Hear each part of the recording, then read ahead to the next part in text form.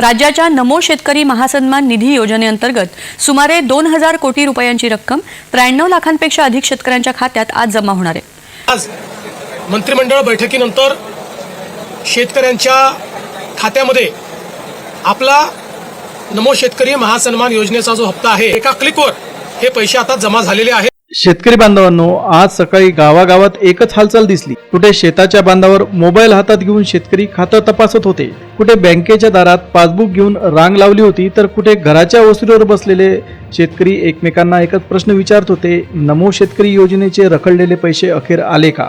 आणि शेतकरी बांधवांनो, आता या प्रश्नाचं खरं उत्तर मिळालं आहे। शेतकऱ्यांसाठी मोठी खुशखबर आली। सरकारने नमो शेतकरी योजनेच्या 9व्या आणि 10व्या हप्त्याला अखेर मंजुरी दिली। रखडलेले दोन्ही हप्ते एकत्र करून पात्र शेतकऱ्यांच्या बँक खात्यात जमा करण्याची प्रक्रिया आता थेट सुरू करण्यात आलेली आहे।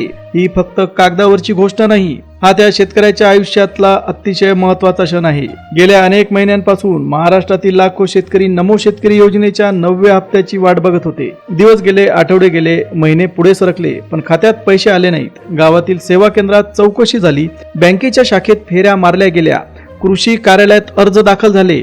प्रत्येक ठिकाणी एकच उत्तर मिळत होतं की प्रक्रिया सुरू आहे। पण आता त्या प्रतीक्षेचा काळ पूर्णपणे संपला। सरकारने रखडलेला 9वा हप्ता आणि त्यानंतरचा 10वा हप्ता एकाच वेळी वितरित करण्याचा अतिशय मोठा निर्णय घेतला। त्यामुळे पात्र शेतकऱ्यांच्या खात्यात 4000 रुपये आता थेट जमा केले जातील। 2000 रुपयांचा 9वा हप्ता आणि 2000 रुपयांचा 10वा हप्ता अशा दोन्ही हप्त्यांची रक्कम एकत्र खात्यात पोहोचवली जाईल। शेतकरी बांधवांनो, 4000 रुपये ऐकायला कदाचित काही लोकांना छोटीशी रक्कम वाटेल, पण शेतात राबणाऱ्या माणसाला या 4000 रुपयांची खरी किंमत माहीत असते। 4000 रुपयात बियाण्यांची एक पिशवी घरात येते, औषध फवारणीचा खर्च भागतो, ट्रॅक्टरच्या मशागतीची थोडी रक्कम देता येते, घरातील किराणा भरता येतो, मुलांच्या शिक्षणाचा थांबलेला खर्च पुढे नेता येतो। शेतकऱ्याच्या हातात योग्य वेळी आलेला 1 रुपया सुद्धा रिकामा नसतो।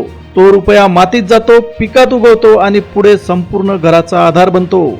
आजच्या या मोठ्या निर्णयामध्ये सर्वात महत्त्वाची गोष्ट म्हणजे रक्कम डीबीटीच्या माध्यमातून दिली जाईल। डीबीटी म्हणजे डायरेक्ट बेनिफिट ट्रान्सफर। यामध्ये कोणत्याही मध्यस्थाची गरज नाही, कोणत्याही दलालाची गरज नाही। पैसे मिळवण्यासाठी नव्याने कोणाला वेगळा अर्ज देण्याची गरज नाही। पात्र शेतकऱ्याच्या आधारशी जोडलेल्या ऍक्टिव्ह बँक खात्यात सरकारकडून थेट निधी सरकवला जातो। म्हणजे शेतकरी बांधवांनो, तुमची पात्रता पूर्ण आहे, ई-केवायसी पूर्ण आहे, बँक खातं आधारशी जोडलेलं आहे आणि नाव अधिकृत यादीत आहे, तर पैसा सरळ तुमच्या खात्यात येतो। आज संपूर्ण महाराष्ट्रातील सर्व जिल्ह्यांमध्ये एकाच वेळी रक्कम जमा केली जाणार नाही। सरकारने निधी वितरणाचा पहिला टप्पा निश्चित केला। पहिल्या टप्प्यात महाराष्ट्रातील निवडक 15 जिल्ह्यांमध्ये दोन्ही योजनांचे हप्ते जमा होतील। आता या जिल्ह्यातील पात्र शेतकऱ्यांच्या खात्यात 4000 रुपये जमा करण्याची प्रक्रिया अतिशय तातडीने सुरू करण्यात आली आहे। त्यामुळे पुढील काही मिनिटं तुमच्यासाठी अत्यंत महत्त्वाची आहेत। तुमच्या जिल्ह्याचं नाव या 15 जिल्ह्यांच्या यादीत आहे का? तुमचं बँक खातं कोणत्या बँकेत आहे? ई-केवायसी पूर्ण आहे का? आधार क्रमांक बँकेला जोडलेला आहे का? तुमचं नाव पात्र लाभार्थी यादीमध्ये कायम आहे का? यापैकी एकही गोष्ट अपूर्ण असेल तर खात्यात येणारा हप्ता अडकू शकतो। त्यामुळे संपूर्ण माहिती अर्धवट ऐकून व्हिडिओ बंद करू नका, कारण जिल्ह्यांची यादी तितकीच महत्त्वाची आहे। तितक्याच महत्त्वाच्या पात्रतेच्या अटी आहेत। चला तर मग आधी आपण समजून घेऊया की संपूर्ण महाराष्ट्रात एकाच वेळी पैसे का जमा केले जात नाही। राज्यात लाभार्थ्यांची संख्या लाखोंमध्ये आहे। प्रत्येक लाभार्थ्याच्या बँक खात्याची तपासणी, आधार सीडिंग, ई-केवायसी, जमिनीच्या नोंदी आणि पात्रतेचा तपशील तपासला जात आहे। काही शेतकऱ्यांची बँक खाती बंद झालेली आहेत, काही खात्यांमध्ये अनेक महिन्यांपासून व्यवहार होत नाहीत, काही खात्यांची आधार जोडलेला नाही, काही लाभार्थ्यांच्या आधारावरील नाव आणि बँक खात्यातील नाव वेगवेगळं आहे। या प्रत्येक छोट्या चुका तुमचे डीबीटी व्यवहार थांबवतात।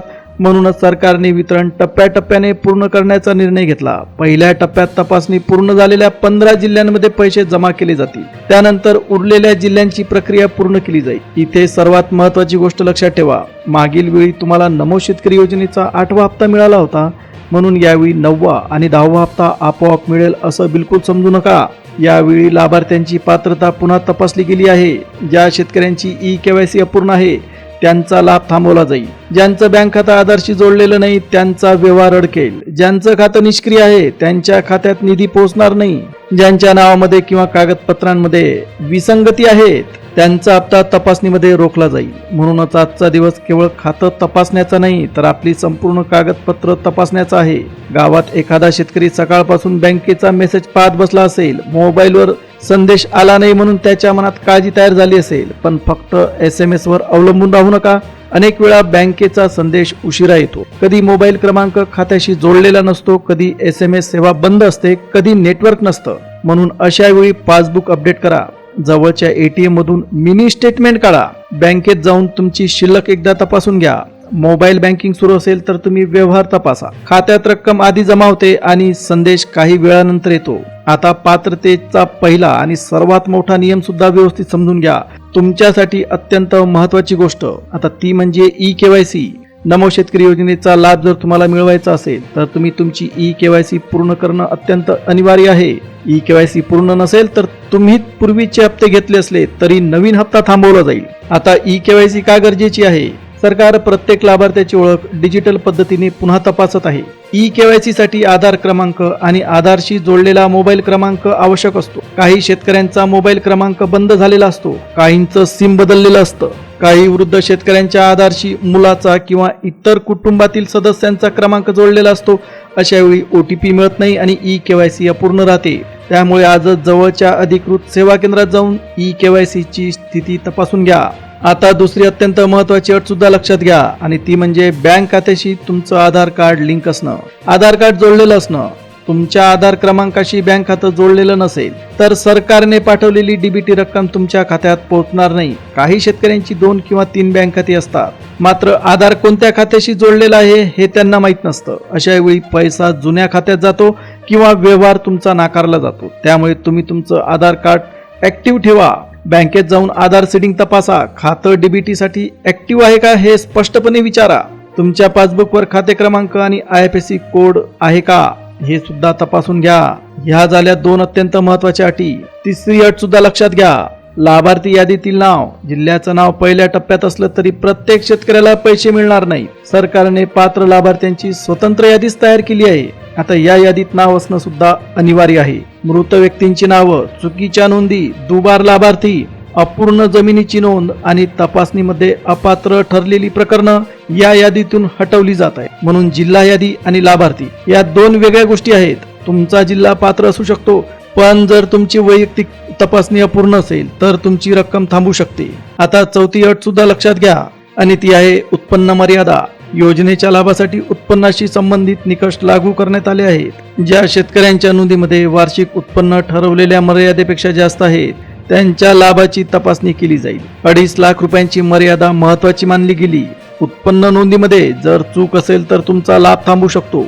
अनेक वेळा शेतकऱ्याच्या उत्पन्न प्रमाणपत्रामध्ये चुकीची रक्कम भरली जाते. जुन्या नोंदी अपडेट होत नाहीत. कुटुंबातील दुसऱ्या व्यक्तीचं उत्पन्न चुकीने जोडलं जातं. अशा वेळी पात्र शेतकरी सुद्धा अपात्र यादीमध्ये जाऊ शकतो. म्हणून उत्पन्न प्रमाणपत्र, आधार नोंद, जमीन नोंद आणि बँकेचा तपशील यामध्ये एकसारखी माहिती असणं सुद्धा आवश्यक आहे.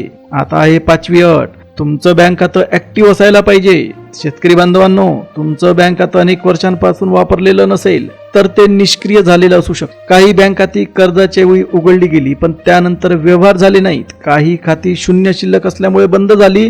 काहींमध्ये KYC अपडेट न झाल्यामुळे व्यवहारावर मर्यादा आली. अशा खात्यात सरकारने पैसे पाठवले तरी व्यवहार परत जातो. म्हणूनच बँकेत जाऊन एक छोटा व्यवहार करा. पासबुक अपडेट करून घ्या. KYC पूर्ण असल्याची खात्री करा.